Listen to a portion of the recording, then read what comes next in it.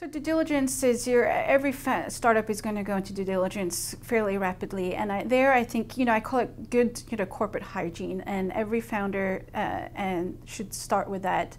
And a lot of the more they do themselves early on, the better, because otherwise you're going to be paying people to chase down agreements that weren't signed or anything. So what I would just recommend is you, as a founder, start making sure that every contract you sign, you have the fully executed version. You have, you're up to date with your filings, like your registrations, your tax, your books should all be up to date and ready in a organized manner, and there's so many tools these days that you can do everything in the cloud, and then you can easily invite your due diligence potential investors in there. So it's just putting a little bit of thought through a routine and then keeping that routine, which I think is probably just like, New Year's resolutions, good intentions, hard to keep. Yeah.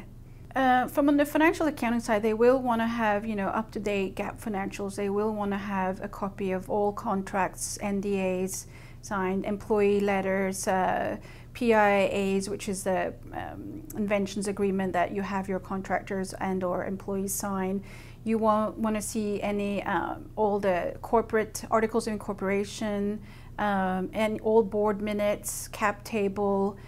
Everything that has to do with the established organization, what any liabilities, ownership, all of those things need to be in order when you have your due diligence. So a lot of founders and early stage companies underestimate the amount of administrative work it is to keep your company healthy and ready for due diligence. And administrative work, I'm saying everything from making sure your cap table is up to date, or your agreements are signed, your NDAs, your contracts, your general hygiene, your financials, your tax, your reporting. Like if you're in San Francisco, I'm just going to give a little concrete example. The city of San Francisco requires extra reporting if you are based there, and taxes versus if you are in Palo Alto or versus San Jose.